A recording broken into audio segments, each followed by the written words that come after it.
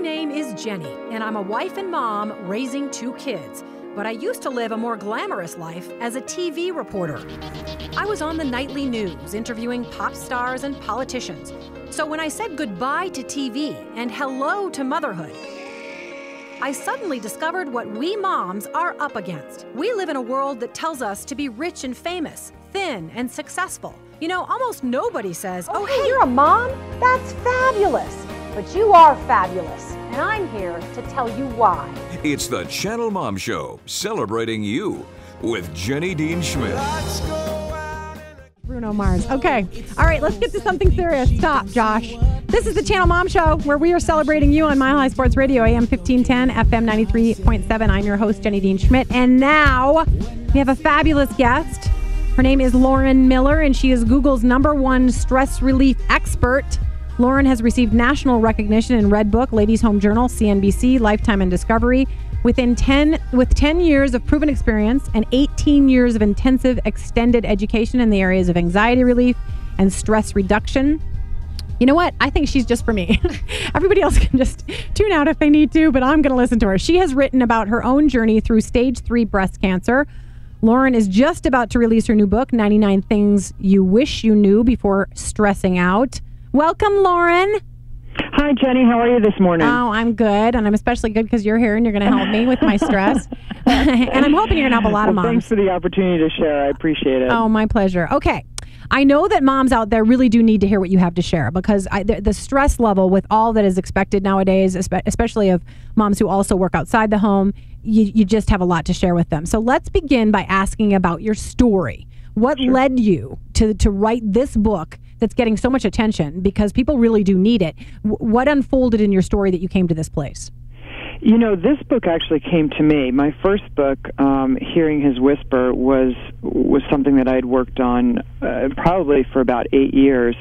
This book actually came from, it came out of going to an event in Philadelphia, and somebody else was writing a book for this particular publisher out of Canada, and they said, oh, you could write the book on stress easily. Mm-hmm. So they said, well, what would you call the title? And it's the 99 series. So I said, well, 99 things you wish you knew before stressing out, because 80% of disease is stress-related. Yeah. So we need prevention. Yes, we do. It's not a matter of, yes, I work with clients one-on-one, but I also run workshops and seminars and all of that. However, it's all prevention-based. I do a lot of cleanup work with people, guiding them back to themselves so they can remember that they have a choice whether to stress or not to stress in situations. Mm-hmm. And we forget that we do have that choice and all the skills within us to be able to make that choice on the spot. It's just a matter of knowing them consciously and then acting on them. And when you do that, it makes all the difference in the outcome. Oh, I know, and I love that it's 99 things because you just, I was previewing the book last night, and you just have, tip after tip after tip that's very easy to follow. But really, I'm also trying to drive out, Lauren, the incredible thing that was unfolding in your own life, and that you learned about stress from, because I think moms can identify with your story. What happened to you? Sure. About 5 years ago, I had the opportunity to go through 2 of the top stressors at the same time, which for me wasn't a surprise with the work that I feel God's calling me to do in this world, that I would find myself in the eye of the storm of 2 of the top stressors, divorce and cancer. Mm-hmm. So when it was my final divorce court date about a week before, I got the phone call that began with, "Are you sitting down?" which is never a good opening connection statement to make. Yeah, really. So that hit right before the big storm of going through a divorce. I come from a long line of marriages, and so truly in my heart of hearts, I believe in marriage. Mm-hmm. And so to be in a situation that I'm not aligned with what I value most in life, anytime we're not aligned with something we value most in life, stress increases in the body. The cortisol levels soar, the blood pressure goes up, inflammation goes up, when we're not in line with what we value most. So I wasn't. Mm-hmm. And so my body was shutting down. I had stage 3 breast cancer, and it had spread through 4 different quadrants on the left side through my lymphs, and they were giving me about a 50% chance of survival at the time. And so I remember coming in, and after the phone call, and just nobody was in the house, and I just threw myself on the floor, just rolling around and crying out to God and crying out against the diagnosis. Yeah. And then, God really led me to a great place of surrender, because all things surrendered to God, I have found, resolve themselves beautifully. Yeah. And but yet I kicked and screamed my way there.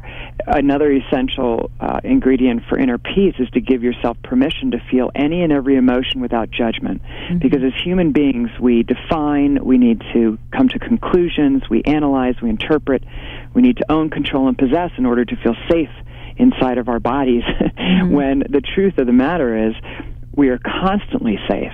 And I had the opportunity to experience a near-death experience 2 different times during all of the treatment.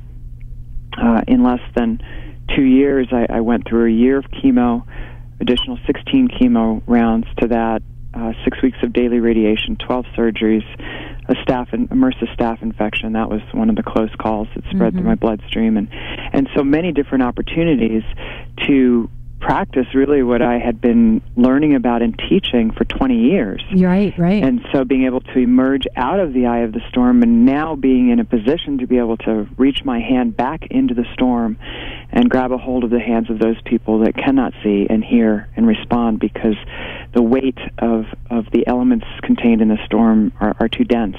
Yeah. And so it's now that I'm in a place of more clarity after emerging from the dark night of the soul, I'm just very grateful to be in a position to empower people to remember that yes, they can heal and they can choose inner peace no matter what surrounds them. Right. I mean, I just felt better reading a few excerpts from your book, because I thought, oh my gosh, I can do this. I can do this.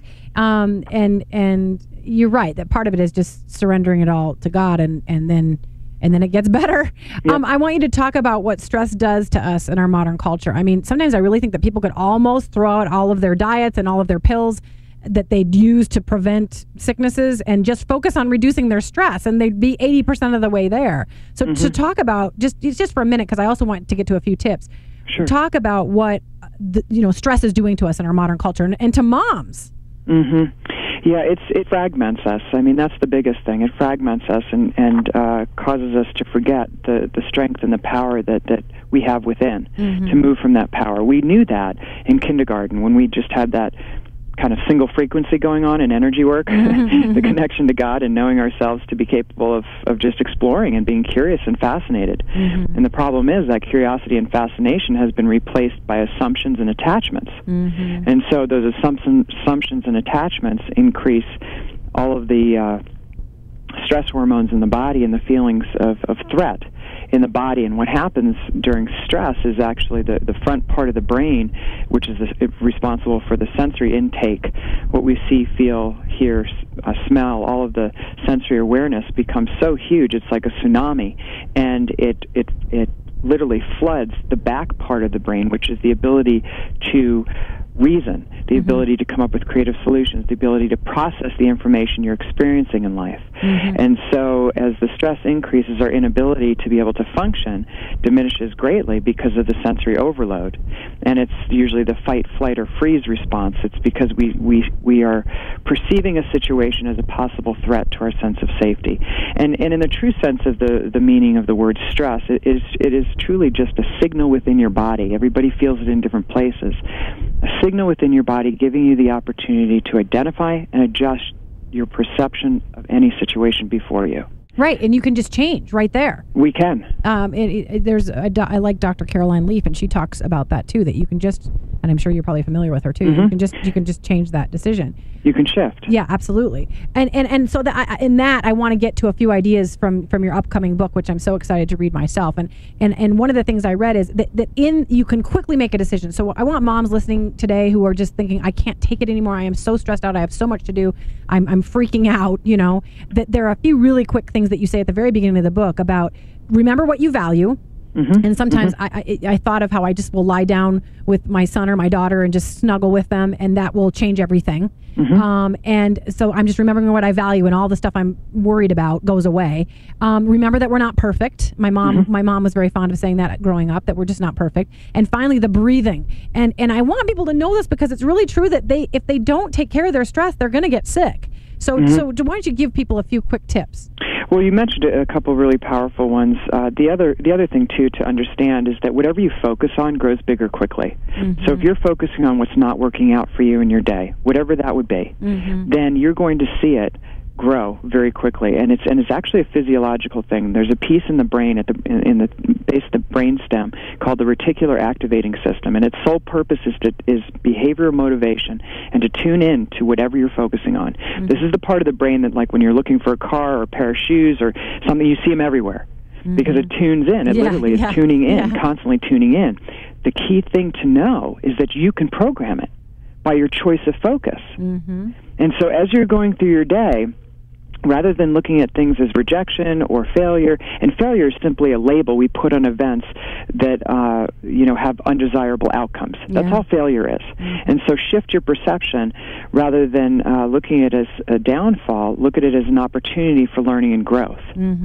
So anything that comes your way as you're going through your day, if it bumps you, just shift into the perception of curiosity and fascination versus being attached to needing a certain outcome, needing your children to respond a certain way, act a certain way, or you preparing things a certain way, whatever it might be that causes you anxiety, your inner list of, in order to love and accept myself, I need this, this, and this to happen in my day. Throw that list away and be present to the life in front of your face. Yeah. Because when you are breathing and you're present to the life in front of your face, you're present to the spirit within you, and you're able to light up the world, not only within you, but around you. It's the assumptions and attachments that flood our expectations in life. And so once we release those and return to a place of gratitude, aligning ourselves with what we value most, and also to remember that whatever you focus on grows bigger. I had a little mantra, it's not rejection, it's just direction. Looking at everything in life as direction, as guidance. Yeah. This is an opportunity for growth. Yeah. Life is a schoolhouse. Absolutely. And I love that perspective change, and it's something I need to focus on. We've got to go, but I want to make sure that you tell people very briefly about your book launch party and where people can find you and your book. Sure.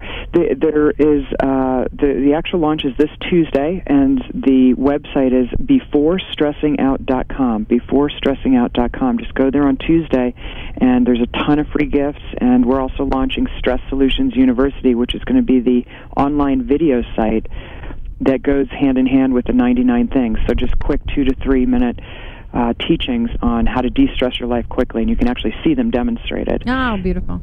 So. That's awesome. Lauren, you're fantastic, and I'm so blessed to know that you are healing and you're ready to help other people heal. So thank you so much for being with us today. Thank you, Jenny. I appreciate it. All right. Take care. Good luck with that book launch. You too. Thank you. Bye-bye. Check out our Channel Mom's tips for busy moms. Right on. All right. Shelly's got our quick tip today for busy moms. Shelly.